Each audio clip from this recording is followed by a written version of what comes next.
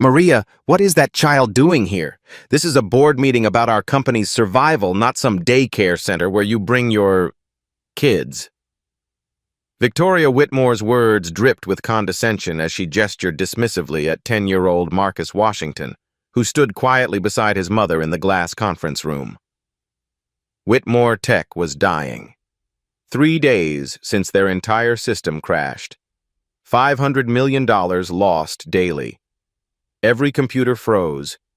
Every transaction is dead. Victoria had hired the best. MIT graduates, Silicon Valley legends, cybersecurity experts charging $10,000 per hour. All failed. Her Harvard MBA meant nothing now. The board was gathering to fire her. Employees would lose everything. A tech empire built over 10 years, destroyed by code she couldn't understand. But salvation sometimes wears the most unexpected face. Have you ever dismissed someone as completely useless, only to discover they held the key to everything you needed? The crisis had started 72 hours ago when every screen at Whitmore Tech went black simultaneously. Not a gradual slowdown, not a partial outage, complete digital death. Victoria built this company from nothing. Started in her garage 12 years ago, now employing over 3,000 people across 15 countries. Her proprietary cloud platform powered everything from banking systems to hospital networks. When Whitmore Tech died, pieces of the digital world died with it. The financial bleeding was catastrophic. $500 million per day in lost revenue, penalty fees for breached contracts, lawsuits already being filed. The stock had crashed 80% in 3 days. But money wasn't even the worst part. Patient records locked in hospitals, banking transactions frozen mid-transfer, small businesses unable to process payments, real people suffering because her systems failed. Victoria had called in every favor, hired every expert. The response team filled her conference room like a war council. Dr. James Carter, former Apple security chief, now charges $50,000 per day. Sarah Martinez, the MIT professor who'd written the book on system recovery. David Park, the legendary hacker who'd saved 3 Fortune 500 companies. All of them staring at the same black screens, typing frantically, achieving nothing. The corruption goes deeper than we initially thought, Dr. Carter reported, his confidence from day one now completely gone. Whatever hit your system, it's unlike anything we've encountered. Victoria watched him struggle with code that should have been elementary for someone of his reputation. These were supposed to be the brightest minds in technology. Their credentials filled walls. Their hourly rates could buy cars. Yet here they sat, defeated by problems a computer science student might solve. The irony wasn't lost on her. She'd spent years building Whitmore Tech on the foundation of meritocracy, hired only from top universities, demanded perfect GPAs, trusted only proven track records. Now those same standards were failing her when she needed them most. Maria Washington moved quietly through the chaos, refilling coffee cups and emptying trash bins. She'd worked for Victoria for 5 years, cleaning the penthouse office twice weekly. Never complained, never asked for raises, never spoke unless spoken to. Victoria barely noticed her existence most days. Maria was part of the furniture, background noise in the important business of running a tech empire. The woman's son occasionally came along during school breaks, a skinny kid who sat in corners playing handheld games while his mother worked. Victoria had never bothered learning his name. Just another distraction in an already busy world. "Ma'am, the backup servers are showing the same corruption," Sarah Martinez announced, her voice tight with frustration. "Whatever did this, it spread through every connected system. It's like digital cancer." Victoria felt her chest tighten. The backup servers were supposed to be isolated, protected, untouchable. If they were compromised too, then nothing was safe. The media had caught wind of the story. News vans lined the street below, tech reporters calling every hour, competitors circling like vultures, ready to steal clients the moment Whitmore Tech officially died. Her phone buzzed constantly. Board members demanded answers she didn't have. Clients threatening lawsuits. Investors asking if their money was gone forever. The worst calls came from employees. Ordinary people who'd trusted her with their careers. Families depending on paychecks that might stop coming. Health insurance that might disappear. Retirement plans that could evaporate if the company collapsed. 3,000 jobs hanging by threads made of code no one could fix. "Victoria, we need to discuss contingency plans," said board member Robert Hayes, his tone funeral serious. "If we can't restore systems by tomorrow, we need to consider bankruptcy proceedings." The word hit like a physical blow. Bankruptcy. The death certificate for everything she'd built. Dr. Carter looked up from his laptop, defeat written across his face. "I'm sorry, but I think we need to accept that this might be beyond current recovery methods. The damage is too extensive." Victoria stared at the black screens surrounding her. Thousands of hours of code, millions of lines of programming, years of innovation. All of it was reduced to digital graveyards. She'd hired the best minds money could buy, and they were telling her it was hopeless. But what happens when the experts admit they don't have the answers? When credentials and experience hit their limits? When the impossible becomes the only option left? The silence in the conference room felt like a funeral. Dr. Carter closed his laptop with a defeated click. Sarah Martinez shook her head at her tablet. David Park just stared at the ceiling like he was questioning his entire career. Victoria stood up slowly, her legs feeling weak. The weight of 3,000 jobs, billions in client assets, and her life's work pressed down on her shoulders. "Ladies and gentlemen," she said, her voice barely above a whisper, "I think we need to accept the truth. We're out of options." The words tasted like poison in her mouth. "Call the bankruptcy lawyers. Draft the employee termination letters. We'll make the announcement tomorrow morning." Victoria's hands trembled as she reached for her phone. 12 years of building this company, and it ends because of code we can't understand. Board member Robert Hayes nodded grimly. "I'll contact the insurance companies about the liability claims." Dr. Carter packed his equipment. "I'm sorry, Victoria. In 30 years of cybersecurity, I've never seen corruption this complete. It's like the system was designed to self-destruct." That's when a small voice cut through the despair. "Excuse me, can I look at the computer?" Every head turned. Marcus Washington stood in the corner where his mother had tried to make him invisible. The 10-year-old boy stepped forward, his eyes fixed on the dead screens with genuine curiosity. Victoria blinked. She'd completely forgotten the child was still there. "What did you say?" she asked, certain she'd misheard. "The computer screens," Marcus repeated, pointing at the wall of black monitors. "Can I see what's wrong with them?" The room erupted in uncomfortable laughter. Dr. Carter chuckled and shook his head. Sarah Martinez smiled like she'd just heard a cute joke. "Kid, these are enterprise-level systems," David Park said condescendingly. "This isn't a Nintendo game." Victoria felt a spike of irritation. The last thing she needed was some child playing pretend computer expert while her company died. "Marcus, honey, come here," Maria whispered urgently, reaching for her son's arm. "These people are very busy." But Marcus didn't move. He stared at the screens with an intensity that seemed odd for a 10-year-old. "I know it's not a game," he said quietly, "but I see computers crash all the time when I'm coding. Sometimes the problem is really simple, and grown-ups just miss it because they're thinking too hard." The laughter stopped. Victoria studied the boy's face. There was something in his eyes. Not the playful curiosity of childhood, but the focused attention of someone who actually understood what he was looking at. "You code?" Dr. Carter asked, his tone shifting from amusement to mild interest. "Yeah. I learned from YouTube. I make little programs and games." Marcus glanced at his mother nervously. "Mom doesn't know how much time I spend on it." Maria looked mortified. "Marcus, stop bothering these people. They have important work." "Wait." Victoria held up her hand. Something desperate was stirring in her chest. Maybe it was delirium from 3 days without sleep.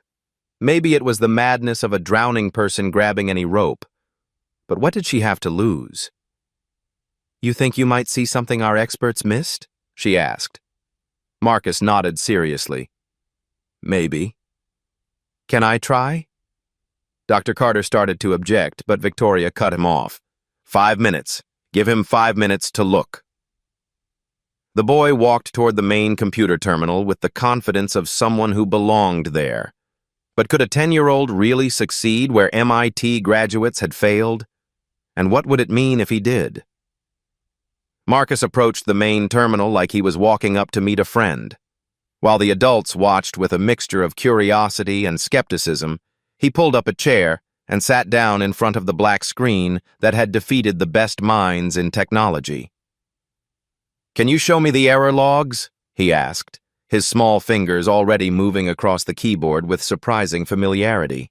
Dr. Carter reluctantly pulled up the diagnostic screens. Thousands of lines of red error messages cascaded down the monitor like digital blood. The site had been giving the experts headaches for 3 days. Marcus studied the code for exactly 37 seconds. Then he pointed to a single line buried deep in the chaos. "There," he said simply. "That's wrong." Sarah Martinez leaned forward, squinting at the screen. "What's wrong with it?" "That's standard syntax." "No, it's not." Marcus's voice carried the patient tone of a teacher explaining something obvious. "You have a semicolon there, but you need a colon. See? The function is trying to define a variable, not end a statement." The room went dead silent. Dr. Carter stared at the line of code Marcus was pointing to. His face went through several expressions: confusion, disbelief, then growing horror as he realized what he was seeing. That's a syntax error," he whispered. "A basic, fundamental syntax error." "But we checked the syntax," David Park protested, pulling out his laptop. "We ran automated checks, manual reviews." "You checked the new code," Marcus interrupted politely. "But this error is in the old foundation code, the part that's been working for years. When the system got overloaded 3 days ago, it tried to access this old function and—" He gestured at the screens around them. "Everything crashed because of a missing colon?" Victoria felt like someone had punched her in the stomach. "Are you telling me that my entire company almost died because of punctuation?" Marcus nodded seriously. "It happens a lot. When I'm making games, sometimes I spend hours looking for bugs in complicated stuff, and then I find out I just forgot a comma somewhere simple." Dr. Carter's hands shook as he made the correction. 1 character. Changing a semicolon to a colon. 30 years of cybersecurity experience, and he'd been defeated by the digital equivalent of a typo. "Initializing system restart," the computer announced in a cheerful voice that sounded almost mocking after 3 days of silence. Screens began flickering to life throughout the room. Data streams started flowing. Error messages disappeared one by one, replaced by the familiar blue glow of functioning systems. Within minutes, Whitmore Tech was breathing again. "System restored," Sarah Martinez read from her tablet, her voice hollow with disbelief. "All primary functions online. Database integrity intact." Victoria stared at Marcus, who was now swinging his legs from the chair like any normal 10-year-old. "How did you see that when they couldn't?" "I guess because I'm used to making mistakes," Marcus said with a shy smile. "When you're learning to code from YouTube, you mess up a lot. So you get really good at finding the simple stuff that breaks everything." Dr. Carter stood frozen, staring at his laptop screen showing system after system coming back online. His reputation, his decades of experience, his $50,000 daily rate, all humbled by a child who learned programming from free internet videos. "The corruption patterns we were seeing," David Park said slowly, "they weren't corruption at all. They were cascade failures from this one syntax error propagating through the entire network." "Like dominoes," Marcus added helpfully. One falls the wrong way, and they all fall. Victoria felt a strange mixture of relief and embarrassment flooding through her. 3 days of panic. Millions in consultant fees. The best experts money could buy. And the solution had been sitting in her conference room the entire time, wearing a Pokemon t-shirt and sneakers with untied laces. But her relief was short-lived. As the systems came online, new alerts began flashing on the monitors. "Wait," Marcus said, his smile fading as he studied the scrolling data. "There's something else wrong." The adults tensed. "What do you mean?" Victoria asked. Marcus pointed to streams of code flowing across the screen.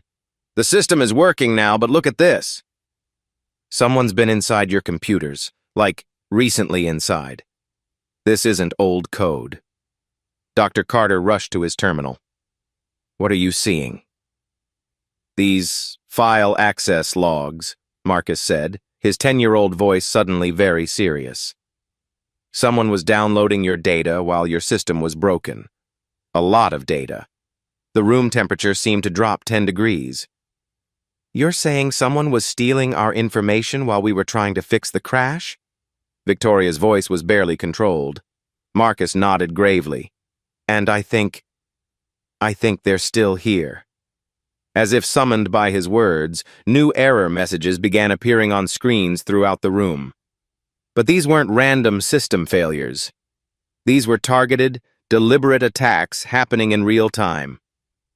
"The syntax error wasn't an accident," Marcus said quietly. "Someone put it there on purpose. To crash your system. And while you were trying to fix it," he didn't need to finish the sentence. Everyone understood. Whitmore Tech hadn't just suffered a technical failure. They'd been the victims of a sophisticated cyber attack. And whoever was responsible was still inside their systems, still stealing, still destroying. The experts who'd spent 3 days failing to find a simple punctuation error now faced a much more dangerous opponent. But they weren't alone anymore. Could a 10-year-old who learned coding from YouTube really help them catch a professional cybercriminal? And what would happen when the attacker realized they'd been discovered? The celebration lasted exactly 47 seconds. Marcus watched streams of data flowing across multiple monitors, his young face growing more concerned by the minute. "The person who's stealing your stuff is really good," he said quietly. "They're taking everything. Customer files, money records, secret company plans." Victoria's relief vanished like smoke. "How much have they taken?" "A lot." Marcus scrolled through access logs with the fluency of someone far older than 10. "And they're still downloading right now. Look." He pointed to a real-time data transfer showing gigabytes of information flowing out of Whitmore Tech's servers to an unknown location. Customer databases, financial records, proprietary software code, years of business secrets hemorrhaging into the digital darkness. Dr. Carter pulled up his own monitoring tools, his face pale. "The transfer rate is massive, professional grade. This isn't some amateur hacker." "How long has this been going on?" Victoria demanded. Marcus studied the logs with the methodical attention of a detective. "The big downloads started 3 days ago when the system crashed, but there are smaller ones going back." He paused, counting. 6 months. Maybe longer. The room felt like it was shrinking. 6 months of systematic data theft. How much damage had already been done? How many clients would sue when they discovered their confidential information had been stolen?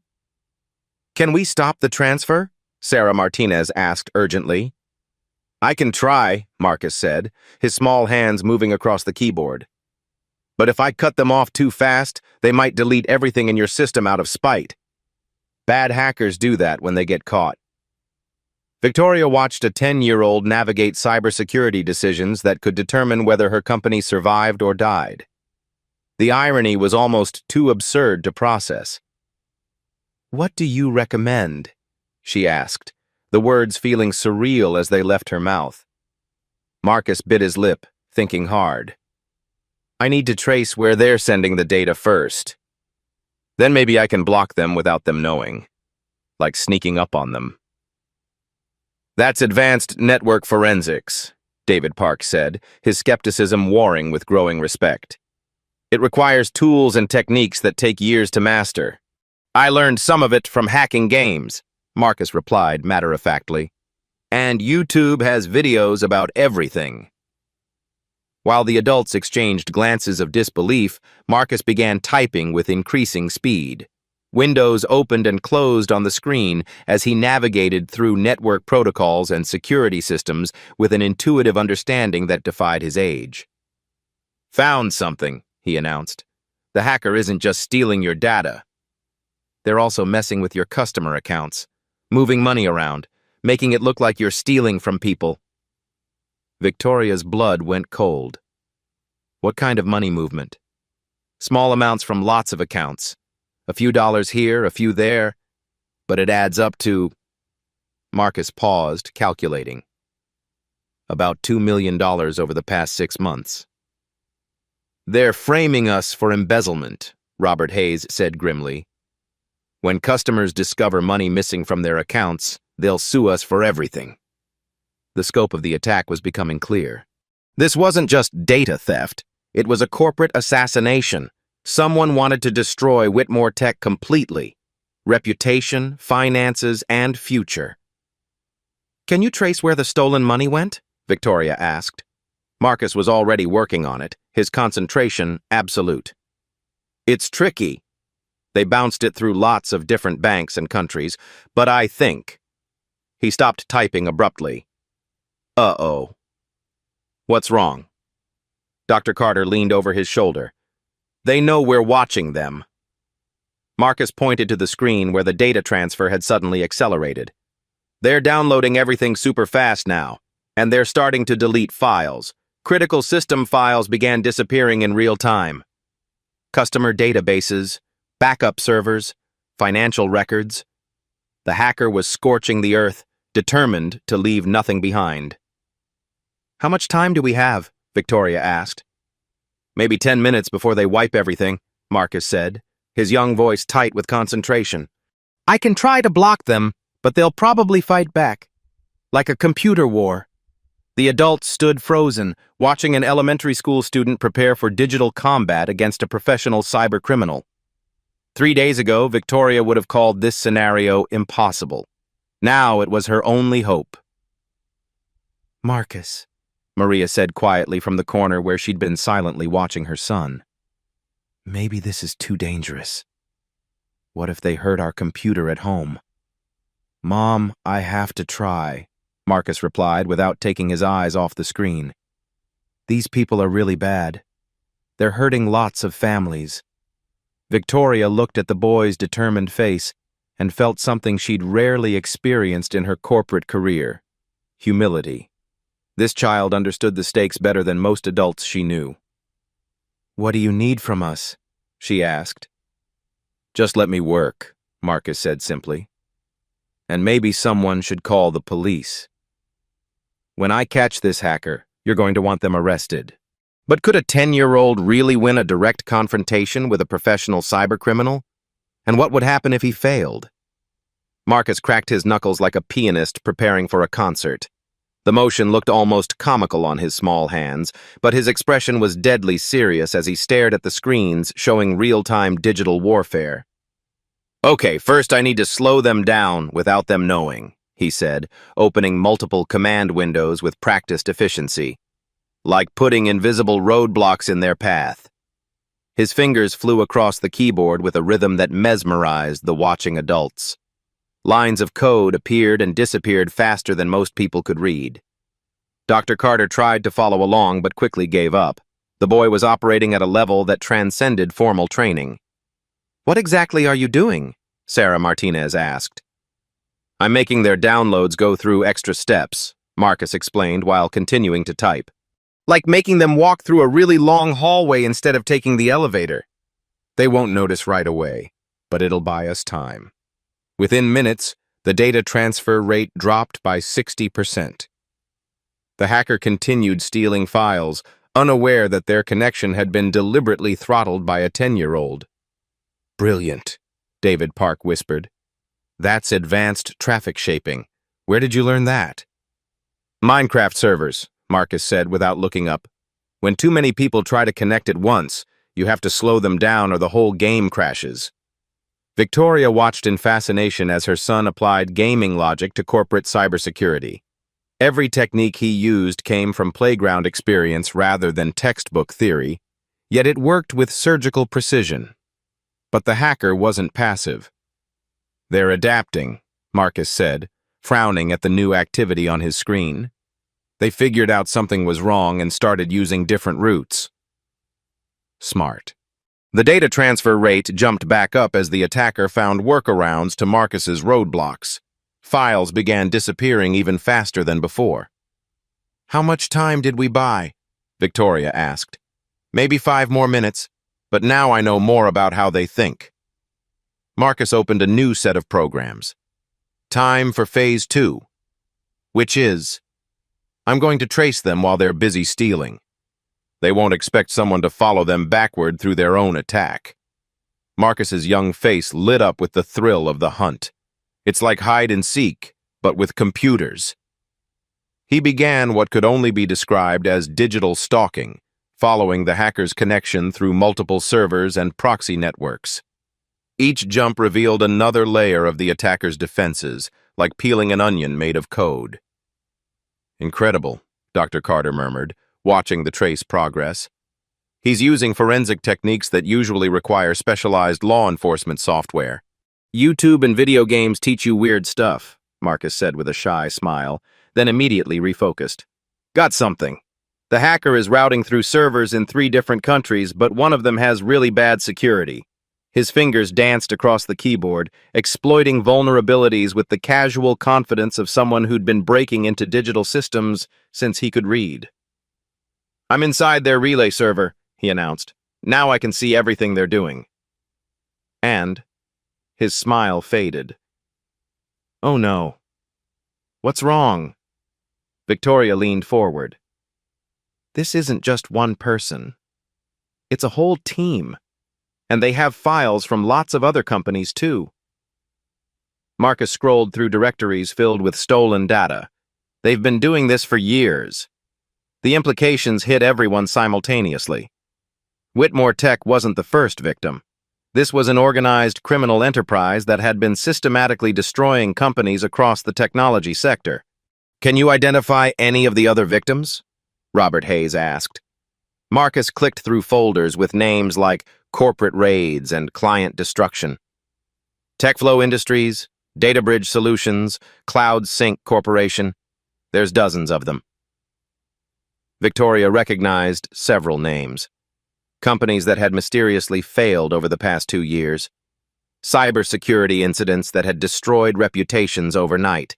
Stock prices that had crashed due to technical glitches. They're not just thieves, she realized. They're corporate assassins. But Marcus had found something even more disturbing. The person running this whole thing, he said quietly.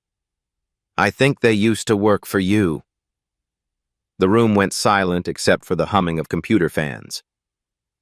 What do you mean? Victoria asked. Marcus pulled up personnel files stolen from Whitmore Tech's own human resources database. They have inside information about your company that only employees would know. Password patterns, security procedures, who has access to what? He pointed to metadata on the stolen files. And look at this. Some of these documents were accessed using administrative credentials that belonged to... He paused, checking the user logs. Someone named Derek Morrison. Victoria's face went white. Derek was our head of cybersecurity. I fired him 8 months ago for incompetence. Well, he's been getting revenge ever since, Marcus said grimly, and he's really good at it now. The scope of Derek's operation was staggering. Not content with simple data theft, he'd been orchestrating the complete destruction of his former employer while building a criminal empire based on corporate espionage. This is way bigger than just fixing your computers, Marcus realized. This guy has been planning your company's destruction for months. The syntax error that crashed everything? He probably planted that months ago, just waiting for the right moment to activate it. As if summoned by the mention of his name, new activity exploded across every screen in the room. Derek had discovered their investigation and was launching a counterattack with the fury of someone whose master plan had been exposed. "He's wiping everything," Marcus said urgently. "Not just stealing now, destroying. All your customer data, all your backups, everything." Critical system alerts began flashing red throughout the room. Years of business data started vanishing in real time as Derek's malware ate through Whitmore Tech's digital infrastructure like acid. "Can you stop him?" Victoria asked desperately. Marcus stared at the chaos erupting across multiple monitors. For the first time since sitting down at the computer, he looked like what he was, a scared 10-year-old facing something much bigger than himself. "I don't know," he admitted quietly. "He's really angry now, and he has tools I've never seen before. This isn't like the games anymore." Maria stepped forward from the corner where she'd been silently watching. "Marcus, baby, maybe we should let the police handle this." "Mom, if I stop now, he'll destroy everything," Marcus replied, his young voice heavy with responsibility. "All these people will lose their jobs. All those other companies he attacked, they'll never get justice." He looked up at Victoria with eyes that seemed far older than 10. "I have to try." But could a child really defeat a professional cybercriminal in direct digital combat? And what would Derek do when he realized his nemesis was someone he'd never even considered a threat? Marcus stared at the screen with the intensity of a detective solving a murder case. Derek's counterattack was fierce, but something about the patterns didn't make sense. "Wait a minute," Marcus said slowly, his small finger tracing lines of code. "This is weird." "What's weird?" Dr. Carter asked, leaning over to see what had caught the boy's attention. "The way he's deleting files. It's too neat." Marcus pulled up system logs showing the destruction in progress. "When people are angry and trying to hurt you, they usually just smash everything randomly. But look at this."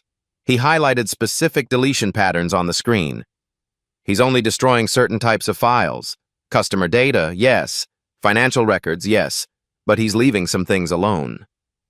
Victoria studied the data flows, not understanding what Marcus was seeing. What's he not deleting? Employee personal information, internal communications, meeting records. Marcus's young face grew more puzzled. "It's like he wants some things to survive."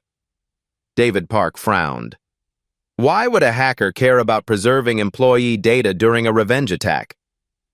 Marcus continued analyzing Derek's digital assault, his gaming-trained pattern recognition skills working overtime. "And another thing, he's not trying to hide what he's doing anymore. Before, he was super sneaky. Now he's being obvious about it." "Maybe he just got careless because he's angry," Sarah Martinez suggested. "No." Marcus shook his head decisively. "He's too smart for that.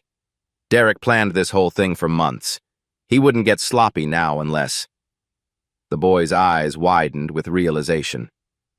"Unless he wants to get caught." The room fell silent as the implications sank in. "You're saying this is all an act?" Victoria asked. Marcus nodded grimly. "I think Derek wants everyone to know he destroyed your company. He's not just stealing data. He's sending a message. To you, to other companies, maybe to other employees who might cross him." He pulled up communication logs that Derek had deliberately left intact. "Look at these emails. He's been documenting everything he did to hurt Whitmore Tech. Like he's building a trophy case." Victoria felt a chill run down her spine. "He wants other companies to know what happens when they fire him." "Exactly. And that means—" Marcus paused, his 10-year-old mind working through the terrifying logic. "This isn't just about revenge anymore. He's advertising his services, showing potential clients what he can do." "Corporate terrorism for hire," Robert Hayes said quietly. Marcus looked up from the screen with the grave expression of someone far older than his years. and we just became his most important demonstration. But if Derek wanted to be caught, what was his real endgame? And how do you fight an enemy who's already planning his next move? The screens around the room suddenly exploded with malicious code. Derek had abandoned all pretense of stealth and launched a full-scale digital assault that made his previous attacks look like gentle pranks. "He's not just deleting files anymore," Marcus said, his young voice tight with worry. "He's turning your computers into weapons." Every monitor displayed the same message in blood-red text. "Whitmore Tech dies today. Derek Morrison sends his regards." But worse than the taunting message was what came next. The company's entire customer database began broadcasting across the internet. Names, addresses, credit card information, social security numbers, millions of people's private data flooding onto public websites for everyone to see. "He's doxing our entire customer base," Victoria said in horror. "The lawsuits alone will destroy us even if we fix everything else." Marcus frantically tried to stop the data breach, his small fingers flying across the keyboard with desperate speed. But for every attack vector he blocked, Derek opened 2 more. "I can't keep up," Marcus admitted, sweat beading on his forehead despite the air-conditioned room. "He's using automated tools to attack from hundreds of different places at once. It's like fighting an army by yourself." Dr. Carter attempted to help, but his traditional cybersecurity methods were useless against Derek's unconventional assault. "This isn't standard hacking," he said helplessly. "This is digital terrorism." The attacks escalated beyond anything anyone had imagined possible. Derek began targeting other companies that did business with Whitmore Tech, spreading the destruction like a contagious disease.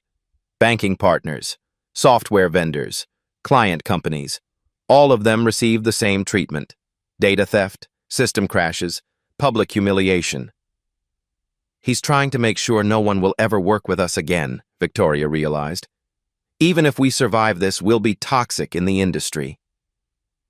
Marcus stared at screens filled with cascading system failures, his usual confidence cracking for the first time. "I'm just a kid," he said quietly. "I learned this stuff from games and YouTube videos.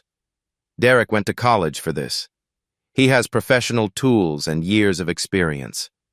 The weight of responsibility seemed to crash down on his small shoulders. 3,000 jobs, millions of customers. An entire company's survival rests on a 10-year-old's ability to outfight a seasoned cyber criminal. "Maybe I should stop," Marcus whispered, "before I make things worse." Maria stepped forward from her corner, kneeling beside her son's chair. "Marcus, baby, you don't have to do this. These grown-ups can find another way." But even as she spoke, they all knew there was no other way. The traditional experts had failed completely.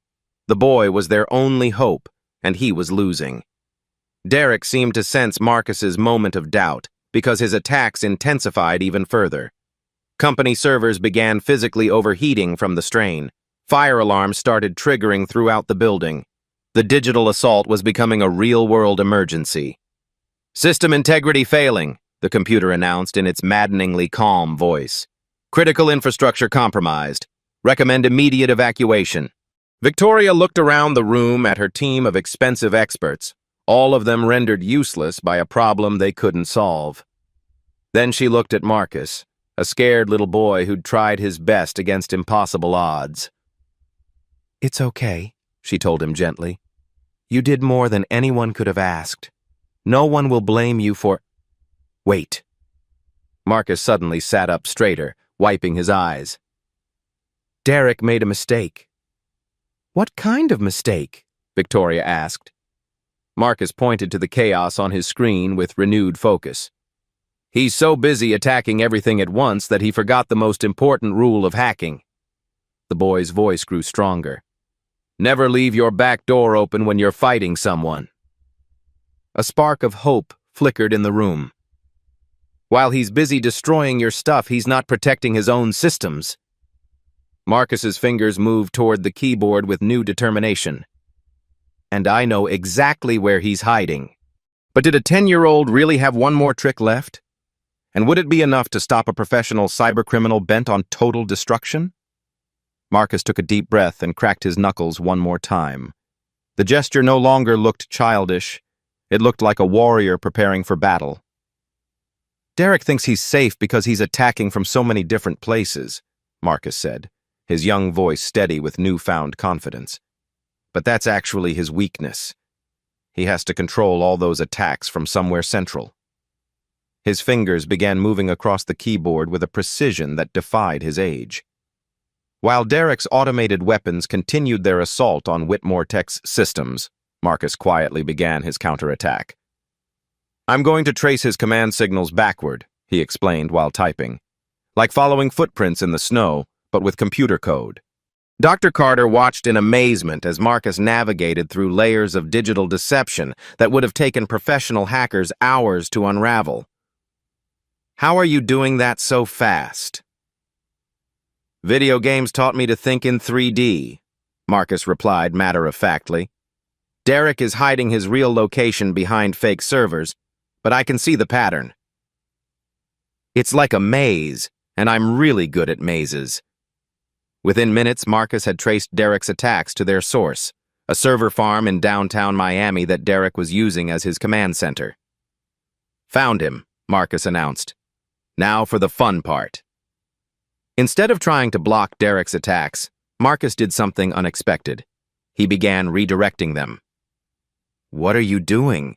Victoria asked as she watched code flowing across the screen in patterns she couldn't understand. "Derek is using your own servers to attack other companies," Marcus explained while his fingers danced across the keys. "But computer attacks work both ways. If I can flip his weapons around..."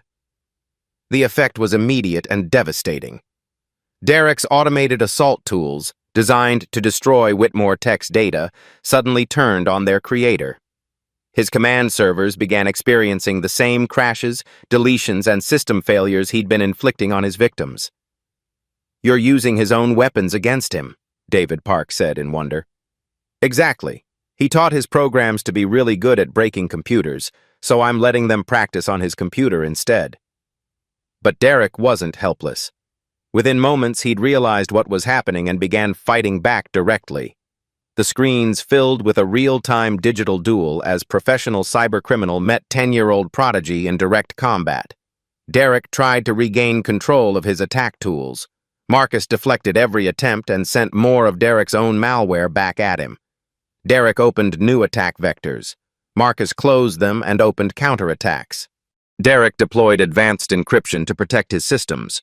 Marcus cracked it using techniques he'd learned from puzzle games. "This is incredible," Sarah Martinez whispered. "It's like watching chess played at the speed of light." The battle raged across cyberspace for 23 minutes. Derek threw everything he had at the mysterious defender who was dismantling his empire piece by piece. Professional hacking tools, military-grade malware, corporate espionage techniques refined over years of criminal activity.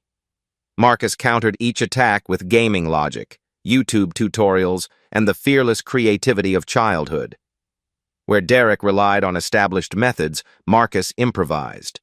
Where Derek followed rules, Marcus broke them. "He's getting desperate," Marcus observed as Derek's attacks became more erratic. "When you're losing at a video game, you start button mashing instead of thinking." Derek made his fatal mistake at 3:47 a.m. In his fury at being defeated by an unknown opponent, he opened a direct communication channel to taunt his adversary. "Who are you?" appeared on Marcus's screen in angry capital letters. "Show yourself, coward!" Marcus looked up at Victoria with a mischievous grin that reminded everyone he was still just a kid. "Should I tell him?" "Tell him," Victoria said with grim satisfaction. Marcus typed a simple response. "Hi, Derek. I'm Marcus Washington. I'm 10 years old and I learned to code from YouTube. My mom cleans Ms. Victoria's house." The silence from Derek's end was deafening. Then came an explosion of profanity and threats that the adults quickly shielded Marcus from seeing. Derek's professional composure completely shattered at the realization that his elaborate revenge scheme had been unraveled by a child. But his rage made him careless. The communication channel he'd opened to threaten Marcus also revealed his exact physical location. Not just the server farm he was using, but the specific building, floor, and room where he was sitting. "Got him," Marcus said simply. "Should I call the police, or do you want to?" Victoria was already dialing. "FBI Cybercrime Unit," she said when the call connected. "We have the location of a major cyber criminal who's been attacking companies across the country." While Victoria coordinated with law enforcement, Marcus put the finishing touches on his victory. Derek's stolen data was recovered and returned to its rightful owners. His attack tools were disabled. His criminal network was exposed and mapped for prosecution. Most importantly, all of Derek's victims, not just Whitmore Tech but dozens of other companies he'd destroyed, finally had evidence of what had really happened to them. "The FBI says they're raiding his location now," Victoria announced, hanging up her phone. "They also want to interview our consultant." She looked down at Marcus, who was now slumped in his chair with the exhaustion of someone who'd just fought the battle of his life. "Marcus," Victoria said softly, "do you understand what you just did?" The boy nodded tiredly. "I helped catch a really bad person who was hurting lots of families. You saved my company. You saved 3,000 jobs. You brought justice to dozens of other victims." Victoria's voice was thick with emotion. "And you did it all while everyone underestimated you." Marcus looked up at her with eyes that seemed much older than 10. Adults always think kids can't do important things. But computers don't care how old you are. They just care if you understand them. Dr. Carter, who had been humbled into silence, finally spoke. "Marcus, in 30 years of cybersecurity, I've never seen anything like what you just did. Would you be willing to teach me some of those techniques?" Marcus brightened immediately. "Really? You want to learn from me?" "I think we all do," Victoria said, looking around the room at her team of expensive experts who'd been outperformed by a child with a library card and internet access. But their celebration was interrupted by Marcus's mother, who'd been watching the entire digital battle with growing amazement and terror. "Marcus Washington," Maria said in the tone that all children recognize as serious trouble, "we are going to have a very long talk about what you've been doing on the computer. What would happen next would surprise everyone even more than what they'd already witnessed." The FBI raid was swift and decisive. Within an hour, Derek Morrison was in federal custody, his computers seized, his criminal network exposed. But as Marcus helped the agents understand the technical evidence, they discovered something that stunned everyone. "This goes way deeper than one angry ex-employee," Special Agent Jennifer Walsh said, reviewing the files Marcus had recovered from Derek's servers. Morrison was working for someone else. She pulled up financial records showing payments to Derek from a shell company registered in the Cayman Islands. He's been receiving $200,000 per month to target specific tech companies. This wasn't random revenge, this was corporate warfare for hire. Victoria felt her blood run cold. "Someone paid him to destroy us?" "Paid him to destroy dozens of companies," Agent Walsh confirmed. "And according to these communications, the client was very specific about timing. They wanted Whitmore Tech taken down right before your IPO announcement next month." Marcus, still sitting at his computer despite his mother's protests about staying up all night, pulled up more of Derek's recovered files. "There's a list here," he said quietly. "All the companies Derek attacked. And next to each one it says how much their stock price dropped after the attack." The pattern was unmistakable. Every targeted company had been on the verge of major growth. New product launches, merger announcements, public offerings. All of them had been destroyed at precisely the moment when their failure would cause maximum financial damage. "Someone's been manipulating the entire tech market," Agent Walsh realized. "Destroying companies to depress stock prices, then probably buying them up for pennies on the dollar." But the most shocking discovery came when Marcus found Derek's communication logs with his mysterious employer. "The person paying Derek," Marcus said, his young voice barely above a whisper, "they knew about me." He showed them a message dated just 2 hours earlier. The child is more dangerous than anticipated. Increased timeline. Full destruction protocol immediately. The room went silent as the implications sank in.